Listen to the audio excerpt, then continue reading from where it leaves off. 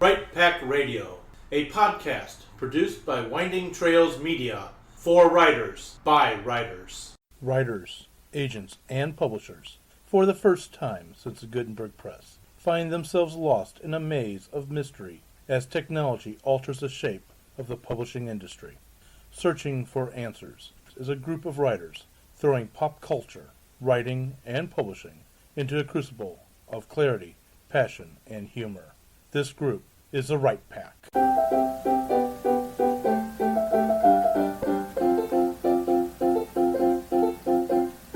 Downhill with an inability to steer it. Exactly.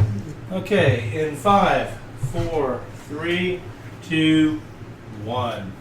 Welcome back to Right Pack Radio. This is your host, David Allen Lucas, author of Crazy Stuff, now working on audio dramas. And I'll leave it to Brad to talk about when you'll be able to see myself and Brad. Oh, okay, you're going to make me do it. I'm going to make you do it. More people want to see you anyway. Anyway, so. Oh, he's sweet, like smack you across the face kind of way. I like it. I got to build up to the duels that are going to happen at these locations. So, anyway. I treasure you so much as he wrings your neck. And with that, with us today is... Fedora Amos. I write Victorian whodunits like Jack the Ripper in St. Louis, and recently released Mayhem at Buffalo Bill's Wild West. I hope that you'll come out to Patrick's at Westport from 1:30 to 3:30 on August 14th. A number of wonderful writers like Denise Swanson, Susan McBride, Angie Fox, and lots of others are going to be there talking to people. We'll have goodie bags for you. We're raising money for breast cancer survivors, and that's a worthy cause. It costs $25, and I promise you, you'll get your money's worth. There'll be great goodie bags, as well as wine and hors d'oeuvres and great conversation. And come, yes, please come. My name is Jennifer Stolzer. I'm a children's book author and illustrator. You can find me coming up this fall at Archon in St. Louis, the first weekend of October. I'll be speaking about being an illustrator and also about writing character and character development, and it'll be a good time. Yay. Yay! Yay! Brad R. Cook. I am the author of The Iron Chronicles, which is Iron Horseman, Iron Zulu, and coming this November, Iron Lotus. Check them out. You can also find A Clockwork Heart, which is my award-winning short story, online. And every Wednesday, come over to thewriterslens.com and find me blogging about all things writing. And as David alluded to earlier, I will be speaking, we will be at the Big River Steampunk Festival on Labor Day weekend up in Hannibal, Missouri, where we will be dueling swords and telling people how to make it look cool and read cool in a book. And then you can also find us at Archon trying not to kill each other. Trying to kill each other, only not trying to kill each other. Exactly. Pretending to kill each other. Right. We're not pretending. As of the last 3 minutes, Melanie, it is on. Melanie would be very angry if I killed him, so yes. I can't do that. But I forgot one thing too, and that is that the cover of my book, Mayhem at Buffalo Bill's Wild West, is now on display at www.sistersincrime.org. Oh, so, nice. Go check it out. Going back to what Brad was talking about with sword fighting, we don't choreograph our fights. They are actual sparring matches. Exactly. So, you can also see that at Archon? Yes, we will be sparring at Archon. Yes. Will you have your steel with you, or will we'll it be talk about that. To be sticks? determined later. We'll have to figure that one out. Yeah. Archon's not necessarily the nicest people about real blades. Yeah. No live steel on the show. They don't let them on the premises, I hope. They safety tie all that stuff, so We'll be fighting with scabbards that day. But we won't have baffle weapons or any of that, I know where you can pick some of those up. Stuff. She Actually, gets some I've got an padded idea, but I'll talk to you swords. about that after this recording. I'll also be at Archon not only doing that, but talking about writing audio dramas beyond the War of the Worlds. So check that out for Winding Trails Media. But today we're going to talk about not writing audio dramas, but we're going to talk about Ernest Hemingway. Is this his birthday or month or his... June, actually. I'm not sure this is going to be up in June. Oh, I thought it was July. This is going up in July. Okay. So, did he pass away on July? Okay. No, I've got What have you got? July 21st, Oh, it is July. 1899 through July 2nd, 1961. It is July. So it's Wonderful. both. It's his both. birth month and his death Yes. month. Happy birthday and funeral dirge to Ernest Hemingway. Happy birthday. Oh, okay, fine. I got this Boy Scout version if you really want that. Yeah. The Boy Scout version of Happy Birthday is Happy Birthday. No, it's all Happy good. It's public birthday. domain again. It's not public domain. We can That's sing all the right. whole thing if we really wanted to. Wow. Okay, that's still Scott. Well, I vote no. Yeah, we're Yeah, gonna everyone spare loves it. you from us singing, so it's all good. Thank goodness. And this warning, we're not drinking here. Nothing alcohol. We really should have drank for Even for Hemingway. Anyway, we're going to talk about Ernest I Hemingway. don't know what you're talking about. I've been drunk all day. We're going to talk about Ernest Hemingway, and we're going to talk about another rule from Right Back Radio, which is raising the stakes. So let's talk about Ernest Hemingway first. Ernest Hemingway, we just heard the birth year and birth month. He is one of the greatest American writers, and I think he became one of the greatest American writers by a catastrophe that happened to him as a writer. Now, we're not talking about landslides, we're not talking about tornadoes ripping through towns, we're talking about something personal to him. And I've talked about this on other Right Pack Radio episodes. When he was starting off, he was having trouble getting people to take his work into any kind of interest. And he finally met somebody who was very interested in his work. And Ernest Hemingway had written quite a lot by this time. And so this person, I don't remember the name, asked to see his work. So he contacts home to ask his wife to send it. Who sends it, like a loving wife? By train. All of his work. And as you can guess by my voice, and we know how transportation can happen sometimes, they lost all of his work. So he had to rewrite it all. And I think through that rewriting So process. this is before the age of being able to back it up on multiple Oh, yeah. flash drives and hard drives. And This is the computers. age of typewriters. So I think a lot of that, because he had to rewrite it, ended up pushing him into a next level of his writing ability, which is what we now know him as, Ernest Hemingway. He himself usually credited the fact that he was a journalist. Yeah. Mhm. He started out at the Kansas City Star, Yes. and that is where he said he learned cableese because they would get news reports from around the world, which were only cables, or basically what we would see as a ticker type tape. Mhm. And he would have to turn that into an interesting story. And so he learned to write very succinctly, very economically, very brilliantly, from practically nothing. Just to throw it out real quick, since we're talking about Hemingway, Mhm. some of his great works: "The Sun Also Rises," "A Farewell to Arms," "For Whom the Bell Tolls," "To Have and Have Not," and then also one of my personal faves, "The Old Man and the Sea." Well, that is the one that Anne Patchett credits as being one of the great books of the 1950s in her list of the 100 best of the last 75 years. It got turned into a great movie. It was, though Spencer Tracy seemed odd as a choice for the old man to me. But a lot of people think, that that's a really boring story to read. Why do you think it received such accolades? For me, it's that it's a story of an old man in the sea. That it's a tale about, life, and, it's very much written at the end of his life, so there's a lot kind of poured into it. So for me, that's what always has attracted me to the story. It's not really just about a guy fishing. What would you say it is about then? Coming to terms with the end of your life, life in general. I know I think about death a lot when I'm fishing. Well, you ever live on that fish? No. funny happenstance, my sister and my father are on a fishing trip this weekend and didn't invite me. So, there you go. Tells you what I think about fishing. Wow, okay. Well, what is the symbolism of fishing then? Anybody have a take on that? Or an English teacher this Let's do it. I guess. Throw down. The gauntlet. It's on the table. What does the fish symbolize? An old man in the sea. Actually, there is theories out there. I know Brad is madly Googling over there, I think. But anyway. Not madly, just I clicked the button that I was already on. Oh, okay. Well, there you go then. Casually looking I was curious up what my it said. opinion. Yeah.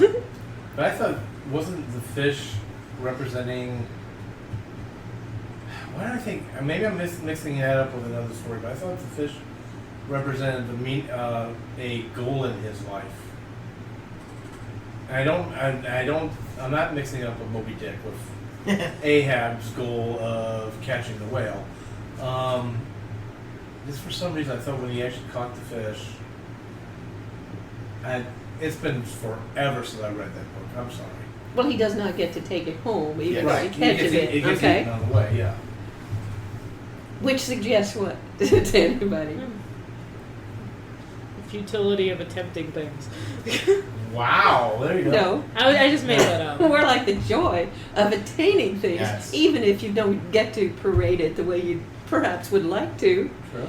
because you have self-satisfaction in it of the best kind. So, Brad, what are you finding? Anything? No, it did fail me. It failed you. Well, let me change. I'm going to change a little bit on this. Hemingway, when he wrote, not only was he very brief and very journalistic in his writing, he was also knew how to raise the stakes in his stories. Why is that important? When we're working on a story, raising the stakes. And how do you raise the stakes in your stories? Raising the stakes is very important because anticipating something is what draws your audience into it. If there's nothing to anticipate, we get bored and we leave to find something to anticipate. Agreed, definitely. Most One of the classic ways is to set some deadlines. That is, some catastrophe is going to happen if your protagonist doesn't meet a certain deadline.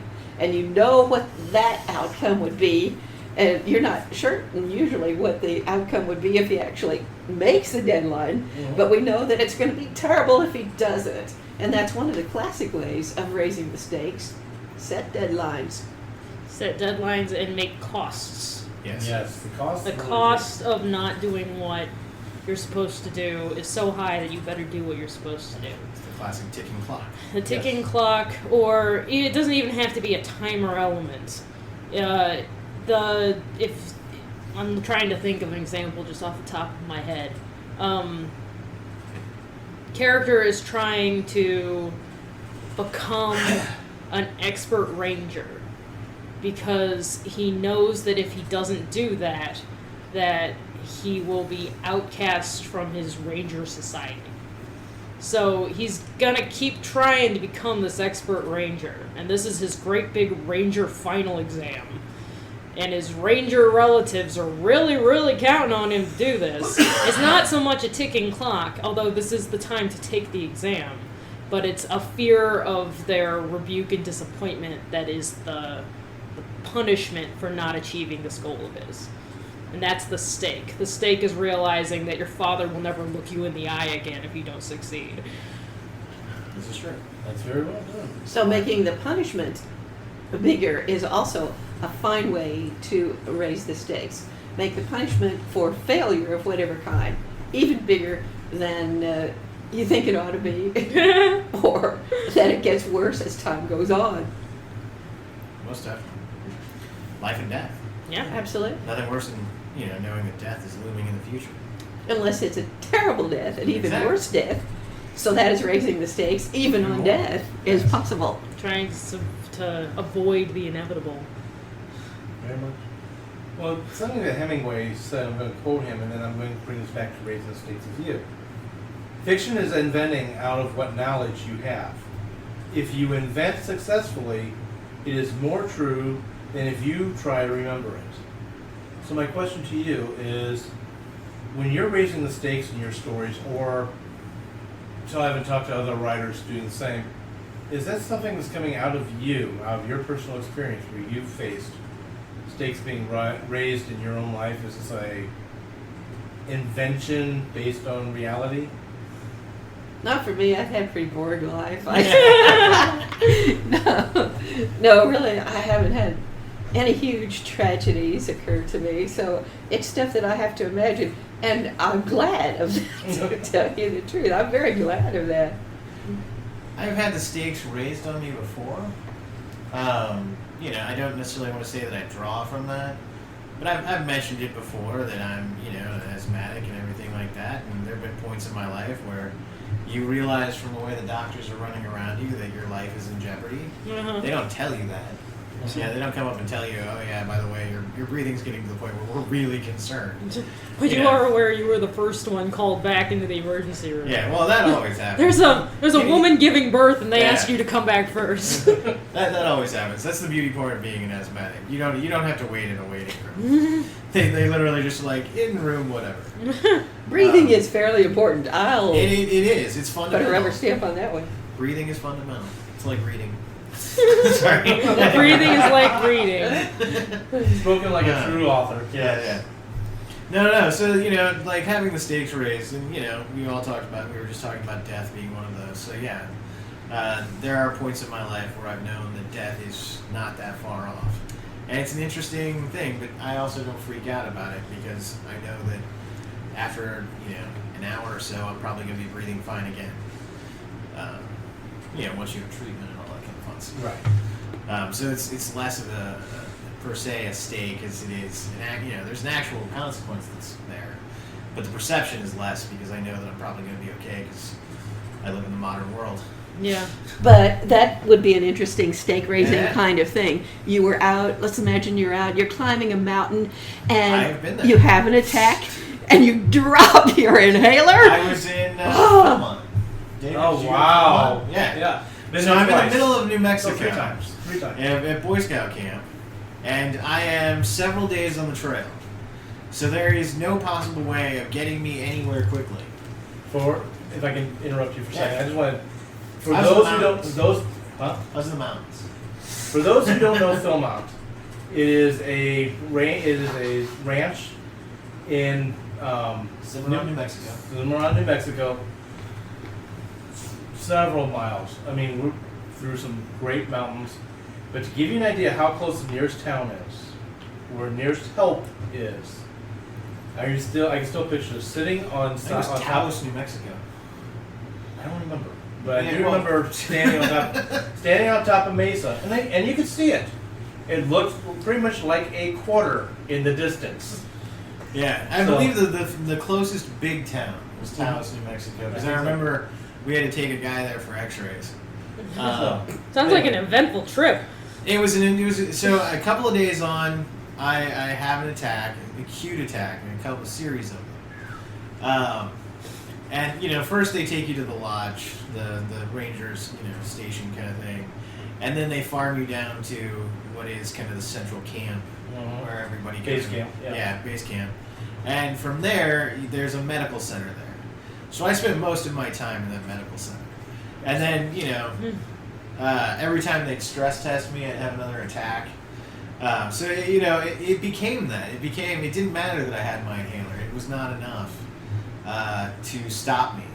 It only took breathing treatments, and luckily they did have medical staff on hand and a great team of doctors and nurses who I adore. But I did get to have a little bit of fun and travel with them as they would rush into the bush to treat broken legs, people who'd fallen and had all kinds of craziness. And then we would help transport them to major towns and all that kind of stuff. So I got that side of Philmont. It was a very interesting experience. But yeah, so I've had that where I am beyond medical care and unable to breathe. And to be honest, it's taught me things that I can do, calm yourself, center yourself, breathe a little bit deeper, try and take in as much air as you can on each little breath that you get, things that are going to keep you alive until you can get. So, there is that raising the So you stakes had of it. internal resources that you had to reach Yeah. in order to survive, and that is how And one you way of keep raising on stakes. raising Yeah, the exactly. stakes. Exactly, it's perfect. One of the dangers of raising the stakes, though, I think, is making it sound like, I know we don't cuss on this show too much, but I'm going to cuss. Making it sound like bullshit. Oh, cover your virgin ears. Oh, I know, scary. But, taking the stakes too far, or taking serious stakes and turning it into cartoon. Didn't we have an episode about that not long ago? Probably. We did, and of course, there's a whole raft of movies and books that save the world. Everybody saves the world at least 3 or 4 times a week. Exactly. And that gets to be, a very trite kind of thing. So I'm hoping that we get, some people that do really good things but don't save the world. But Hemingway You might not want to read my book. Hemingway said, the most essential gift for a good writer is a built-in, shock-proof shit detector. This is the writer's radar, and all good writers have it. Yeah, and it's to ensure that you don't write crap like that. Yes. Where you've exactly. oversold yourself. Hemingway has this kind of real shoot from the hip, I'm not going to take your crap kind of style. Which really served him well, and I think is one of the reasons why we still remember him to this day. So there is a lot of that. But to be honest, he's not wrong. We all write crap sometimes. We all write a storyline that we're like, or a plot point that we're like, this would never happen. Well, that's called our first draft. Exactly. We write it constantly. And the point is that a good writer sees that. Because you'll see in a lot of fan fiction or in a lot of bad fiction that those points get left in. And that's the first thing that's going to rip any reader right out, is something that doesn't make sense or would never happen. Or, To be fair, the reason that fan fiction has such a bad name, has such a reputation of being bad writing, is because a lot of the times it's the first thing that these people have written. Yeah. It's all unpracticed. They don't have that BS radar on yet. Well, there's or that it's too. a first draft that they just threw up onto the internet because Exactly. who cares? Or they're forcing it. They Yeah. want this character that, Exactly. to do something specific that character may not really do, but because they're shipping it right then, they really want it to happen. Oh, Batman's always wanted to marry Superman, so I'm going to write them eloping to Exactly. the Florida Keys. It's totally in character now because I made it such. Throwing up was a good word for that. Thank you. I was going to say, I think in some cases, early writing and in fan fiction like that, I think that's when I don't think a bullshit detector or a shit detector as a machine inside our heads. I think of it as a muscle. Oh, it's definitely a gag reflex. That's it. But It's a muscle around the esophagus. But it's something that's developed over time and through practice and so forth. So I think that's why. I think that helps develop it. Almost definitely. The reason why we have a bullshit detector is because we're so used to seeing our own bullshit that we can recognize it. Mm-hmm. But this is also the man who said there is nothing to writing. All you have to do is step up to the typewriter and bleed. Yes. He believed in pain. He really did believe in pain. Yes. I just But that's found because he out. gone through war. I just found out 3 seconds ago that he ran with the bulls in Spain. Yes. Oh, yeah. So he was kind of a badass all the way through. He was a total badass. Every guy wants to have the Hemingway life. Except for the end of it. Except for the pain of it, I would think. Yeah, except for, we could all go, but He drank way too much. His liver was in dreadful shape. His health at the end of his life Yes. was so bad that he killed himself. Exactly. Because he couldn't stand to live like an invalid anymore. Yeah. Like a man. No, just kidding. Oh, no, we're Sorry, not sorry. advocating that kind of extreme measures. There's Uh. always something to hope for. There's always a better way. Yes. No, but he did. He we've talked about it. He was a journalist. He went through war. He went through women, too. He had went through 4 women. He had wives. 4 wives. 3 of whom, by the way, 2 were from St. Louis and 1 Yep. went to school here in St. Louis. So there's I a did big not St. know Louis that. connection here. Yeah. He's a fan of those Midwestern ladies. And they were all journalists. Yep. And I don't know whether journalist to journalist just makes a bad marriage, or whether he had the true wandering eye, or just what all of the problems were. But I think a lot of it probably had to do with his drinking, which was apparently pretty much And he was never a incessant. man who looked backwards. So he was never going to correct any flaws or anything like that. He was just going to keep moving forward. And moving somewhere. and going to the places where the action was. So that he went to Greece during the fight for Greek Yeah. independence, Mhm. and he went to Spain when they were doing the same thing, Mm. and to Cuba Yeah. later, and he always wanted to be where the action was. And I don't know that he found that all that satisfying when he got there, but he wanted to be there. Well, I think maybe that was part of his draw, part of, even if he never got anything really out of it. And I think really when you look at Farewell to Arms, which is my favorite book by him, Mm. you can see the pain of war in his own eyes as he had lived through it. But I think there's a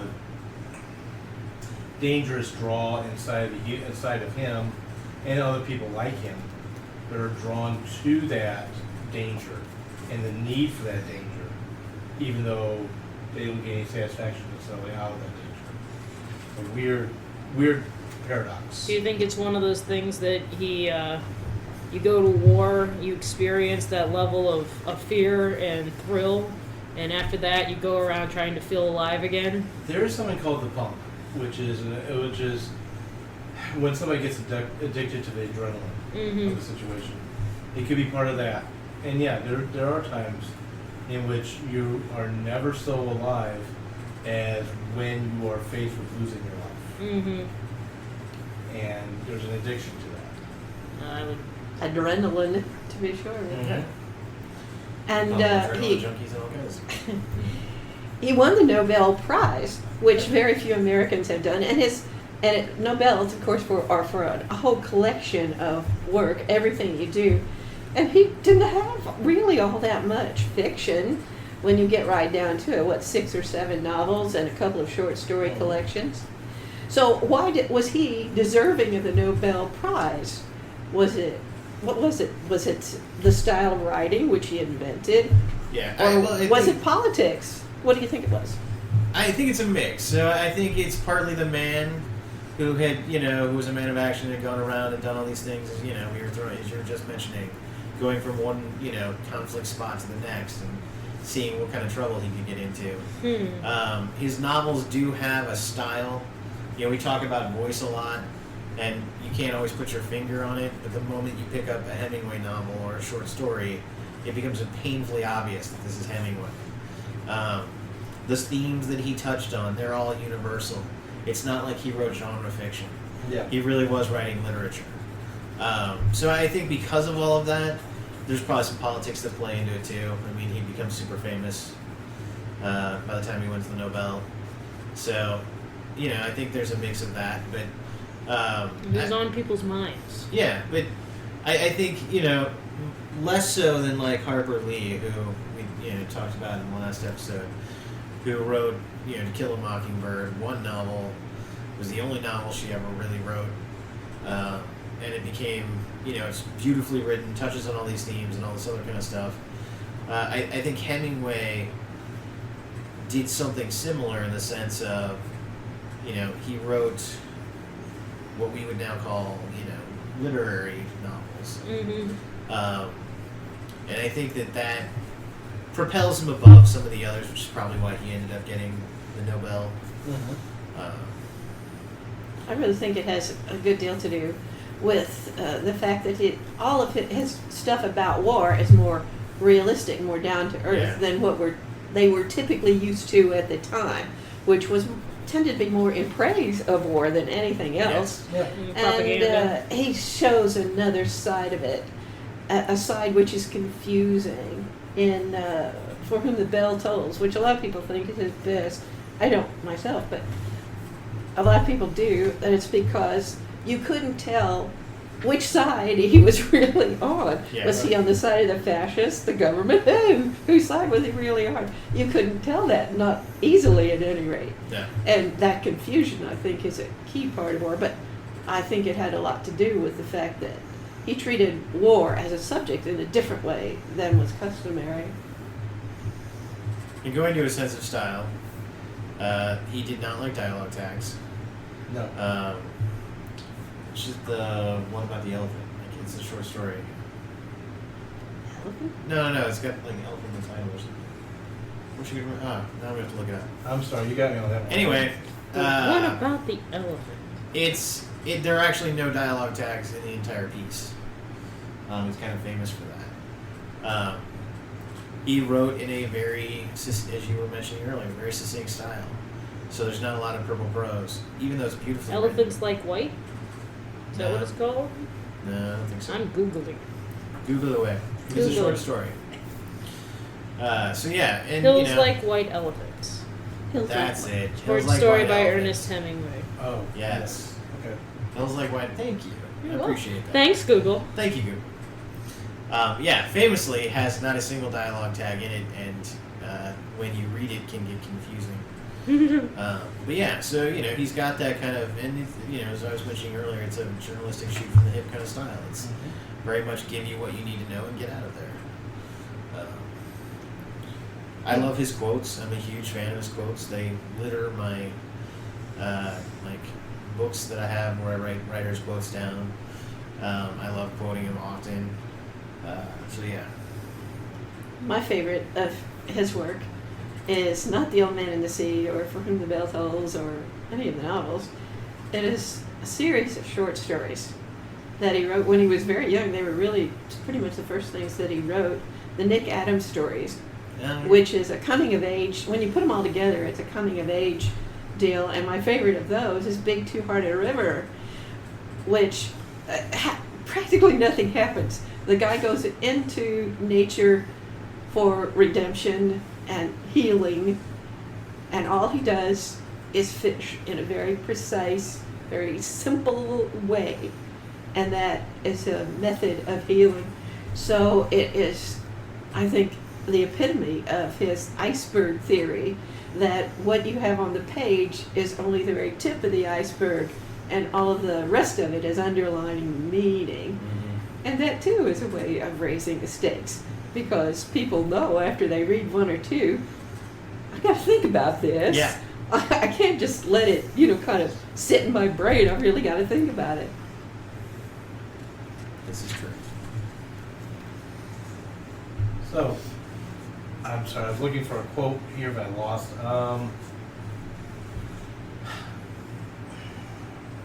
When you're raising the stakes, we're talking about that with Ernest Hemingway.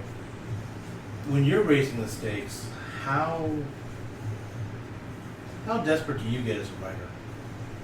In the sense of how do you feel? How do your emotions around those stakes translate to your character, or vice versa? I know it's a weird question, but after all, if there's no tears in the author, there's no tears in the reader. So, Robert Frost, almost. well, not exactly Close. Not an exact quote, but close. You're in the wheelhouse. For me, it's a sense of. In Iron Horseman, it's very easy. I'm chucking a comment at the earth. So, the stakes are raised and it's there and all that kind of fun stuff. However, when I write, I would love to be able to say I do this in the first draft, but it rarely happens.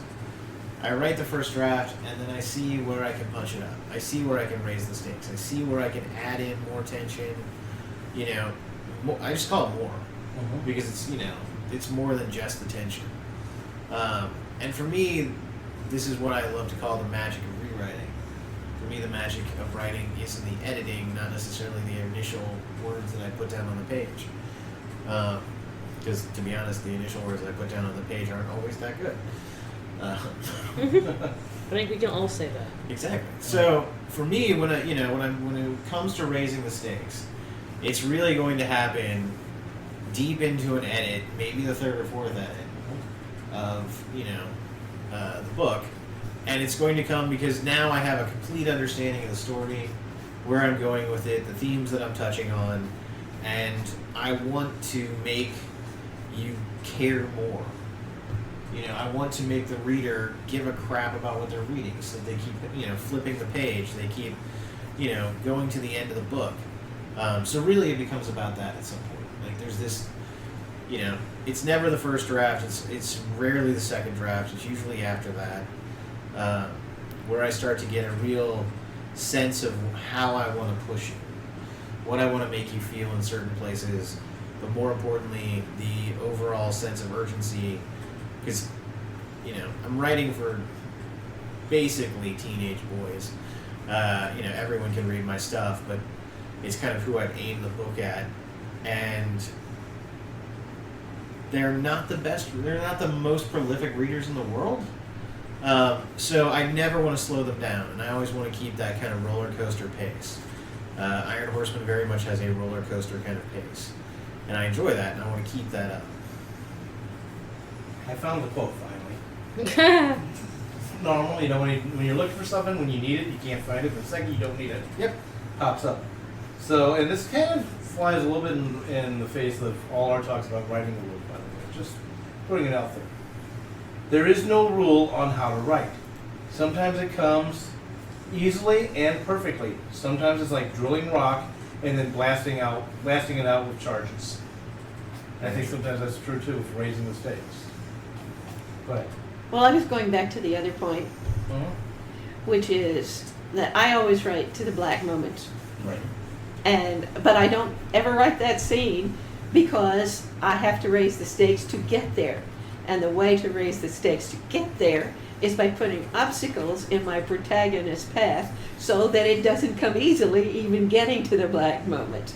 And that is, I think, another good way of raising the stakes, putting obstacles in the path of your protagonist. It's a very good way. The way I like to raise the stakes is by building relationships. That also speaks very much to me as a person. We talked about theme not long ago, and I added that as well, that purpose is a big point, and serving others is a big point in the way I like to live. So when I'm trying to raise the stake in my story with my protagonist, then I'm trying to create an emotional connection between her and the people who are around her. Have a quiet moment between her and this other character I'm about to kill, so that we feel like we've gotten to know them a little bit more, and then the stakes are even higher on that character death, because that's not just an NPC, a non-player character just hanging out there. Oh, that name died. Well, now we know that name likes iced coffee and grew up on a mountainside with her dad. It's like, so we feel like we can live a little bit in that person's shoes, so then we're sad to see what they've lost when they get killed. And Kat is sad. I'm talking my protagonist, my story. She is upset when that person dies because she also has this relationship. We've experienced it through her. So that's how I build stakes, is have someone's life in the balance, have someone's welfare in the balance, have the main character or the characters you're working with have a strong emotional relationship to the person, place, or thing that is at stake. Good. I want to offer a word about rebellion. I think that was a large part of his character. He was born in Oak Park, Illinois, and I've been to his home there. And it's a very lovely Victorian place. His folks were upper middle class. They were, they had plenty of money, but they had, I guess, ideas about how he should look. There is a wonderful photograph there of Hemingway when he's about 3 years old. And is he wearing little boy shorts, little pants? No, he's wearing a full-length skirt. He is dressed like a girl, and I think he hated that, and I think he hated home, and that's why he left when he was, 18? And never looked back, really. So that I think rebellion against everything that is supposed to be impossible, for example, is one of the things that is an important trait of his character, or that is supposed to be accepted, or that is conservative, because his parents surely were that. And that he rebelled against absolutely all of that.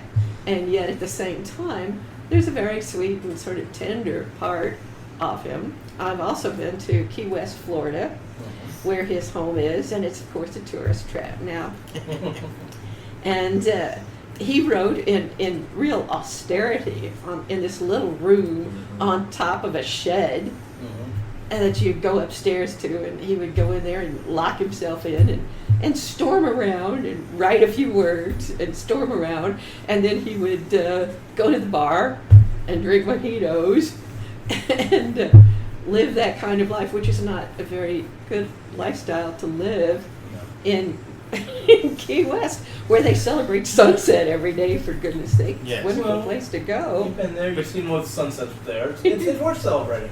He did famously say, though, to write drunk and edit sober. Yes. That he did. And to keep your promises keep the promises you make when you're drunk, because when you make this. Always Well, do yeah. sober what you said you would do drunk. Thank you. That will teach you to keep your mouth shut. See, I'm learning how to keep my mouth shut here. No. He Thank you. also had a six-toed cat that he Yes. was very fond of. And now the place is so overrun with six-toed cats that you can hardly walk without stepping on one. Exactly. And they're adorable. They And are. As Jen looks up at Pumpkin the Podcat. Yeah, I'm like, no, he's got more than 6. He's got toes. 5. He's Yeah, he's got the he's right good. number. And he's Normal. asleep now, not bothering anybody. Yes, finally. Or even being adorable. He's being pretty adorable. He's a cat. Yeah. I've distracted us with Pumpkin the Podcat. As he does. So, back to Raising the Stakes and Hemingway. What do you think? I know, Brad, your favorite book, a favorite story of his was Old Man and the Sea. Mine To was. pick one is hard, but yeah. Huh? I said to pick one is hard. But It is. But where do you think? It's what got me. Where do you think he does it the best at? In any of the stuff you've read? Anybody? Oh, I already said mine. Yeah, like you mean raising the stakes or just what? Yeah. Where he Oh, raises the just stakes the raise- best? Gotcha. Or just writing well. Raising the stakes. Mm. That's tough. I guess the sun also rises. He's a pretty broken kind of fellow. And then he gets smashed by his girl. And that happened to him in real life and was a real blow to him, apparently. So, and the cause of his writing the book to get out his angst. Mm-hmm. So I guess that might be it for me. Which, going back to our discussion actually. weeks ago about exercising our demons or using our demons. Yes. What the hell the name of it was? I'm Page sorry. back to find out the name of that episode. Yes. Brad, what about you? No, I'm trying to think. I'm still working on I'm wondering if I've got the Rising Sun mixed up. The sun also rises Sun is the Also name of Rises. it. Thank you. Yes.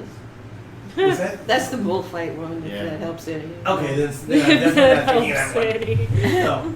And that might even be it's not even a Hemingway story then. You know, the one about it. No, I would have to say his use of death. Mhm. Death is always a thing in his books. There is the looming death. There's the sweet relief of it. There's a sense that it's following you, kind of walking alongside you at points. So that I'd have to throw up if I were to put it. It's a theme that he often uses, and it's a way of raising the stakes on the characters that you're reading about. That's especially interesting in terms of Spain. They have a kind of music there called fata, which is about fate.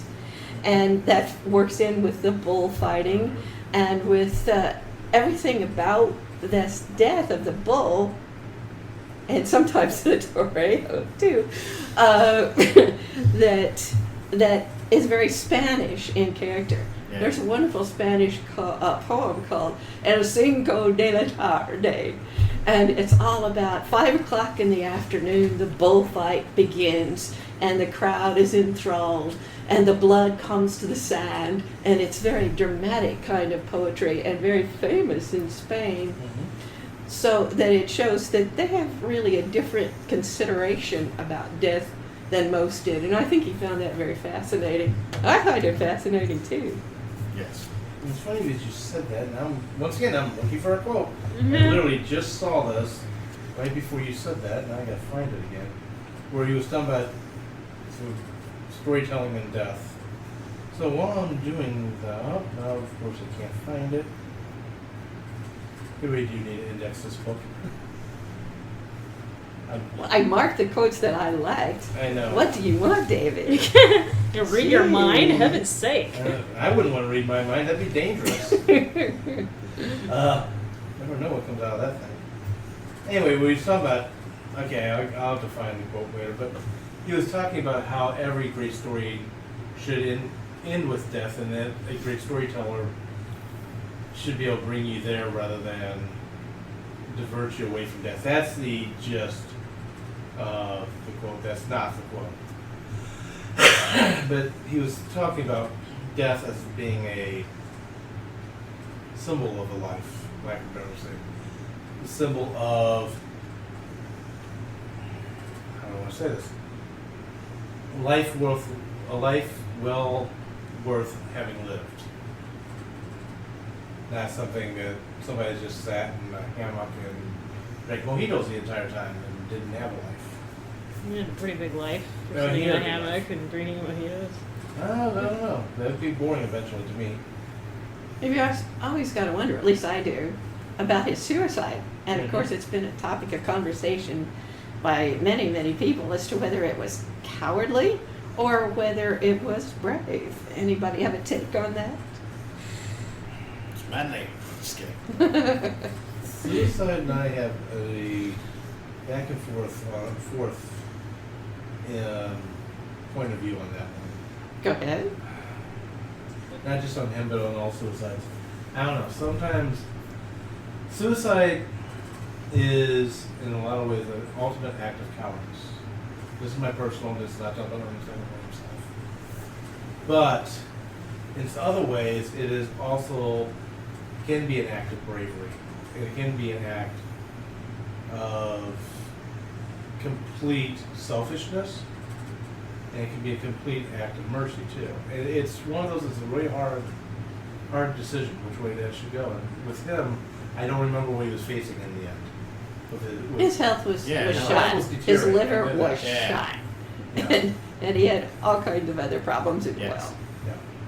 well. Suicide, I think it's important. Like, we're looking at a suicidal man from the outside, Right. seeing all of his accomplishments, lauding him for these accomplishments, and talking about how badass his life was. There was a quote from someone. It's actually Brad Jones from cinemasnob.com, but he had a tell-all moment where he made a vlog about he attempted suicide. And he said, I want everyone to know that all those times when people say, think about your family, think about what you're leaving behind, when you are in the moment, when you're considering it, those things don't come to mind. When you're thinking about killing yourself, that is all you've thought about. You're just thinking about that. Suicide, no matter what leads up to it, is a moment of illness in Well, your head. Often you think you're improving these people's lives. Well, that's Which the is something thing. Hemingway thought. That's a different It's story. like, He I'm didn't not wanna be a going to burden to call these it people. an act of bravery. I think it's a cry for help no matter what, whether you've been successful at it or not.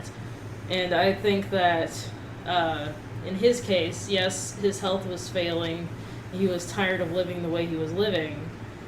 I don't know if I would consider it brave to take that power, but I'm sure it was I'm going to have power over this and I'm not going to let it kill me, I'll kill me first or something like that.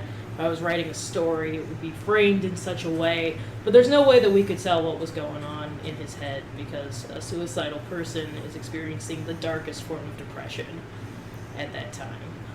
But from his point of view, he really saw it more in the seppuku sense of a warrior who could no longer continue, and it was better to go out on his terms than to go out on anyone else's terms.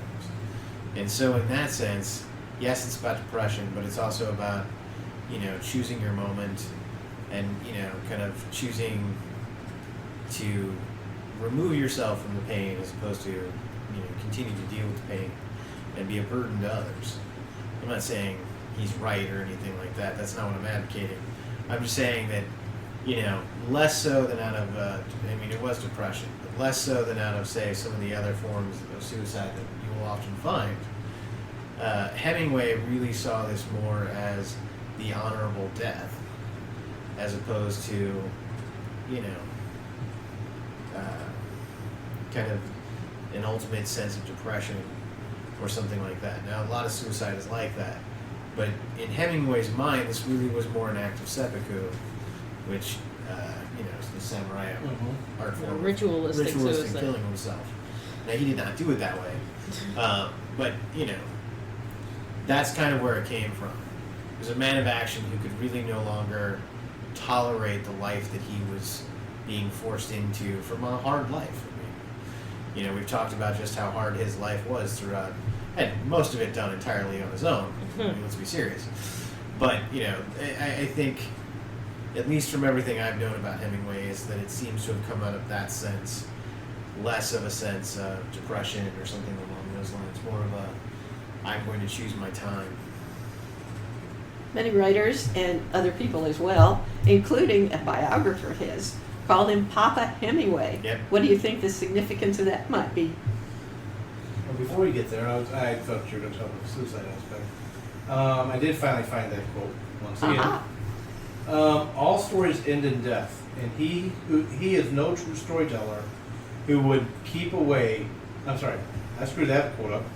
Take two. All stories end in death, and he is no true storyteller who would keep that from you. That's his quote. So anyway, Papa Hemingway. Papa Hemingway. I'm not sure. Bleak. I don't know. I mean, it stems. He's considered one of the fathers of American literature. So in a most strictest sense, it probably comes from that. But a lot of people, I would say that most writers after his era probably look at him as one of their influences. Yeah. You could probably go down the list of people who, consider him one of their influences. I certainly consider him an influence, just because, I'll say it, I would love to live in Paris and, write drunk and edit sober and be part of the lost generation and, all this kind of stuff. Now, getting aside from that, I would also love to have written, to be able to write the way he writes. To be able to write with the passion that he uses, to be able to use the words that he uses and kind of what is some beautiful prose that is the tightest you'll ever read. So I would have to say that's where I probably think a lot of the Papa stuff comes from. Though it was a nickname of his, wasn't it? Like in his own life. Yes. Yeah. Do you think it's a sign that he was very nurturing to the people around him? He could be, but I would not necessarily directly call him a nurturing man. Not to his wives or children, Yeah, particularly. no. A lot of people would probably be like, he was not nurturing at all. But I think it's more the fact that so many people draw inspiration from him. And he was kind of a larger-than-life, white-haired, white-bearded, walking around in a flowery shirt. Well, funny you should say that. The commercials for, I just forgot the name, but of a beer that they always sell. Dos Equis. Dos Equis. Thank you. The most interesting man in the world. Yeah. Every time I see that, I do picture Hemingway. Yeah. Well, let's all imagine that Hemingway is in space now. Yes. Just like the most interesting man in the world. And I guess really on that note, let's go ahead and call this on the Hemingway. And unless anyone has any final comments. Goodbye, Papa. We love your writing.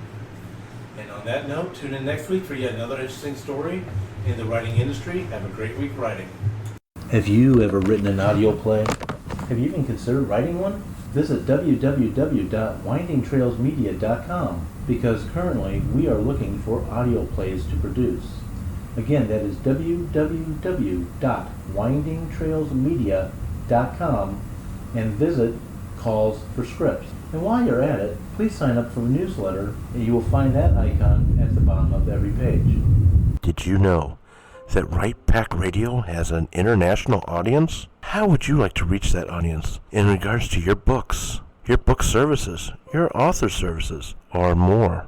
Go to www.windingtrailsmedia.com and look under advertising for more information. If you don't have a script, that's not a problem. We will be happy to work with you. Once again, go to www.windingtrailsmedia.com for more information. The new theme songs for Right Pack Radio were written and performed by Meredith Tate.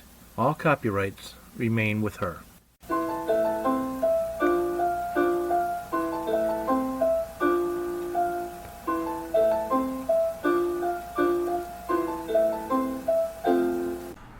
Right Pack Radio is a production of Winding Trails Media.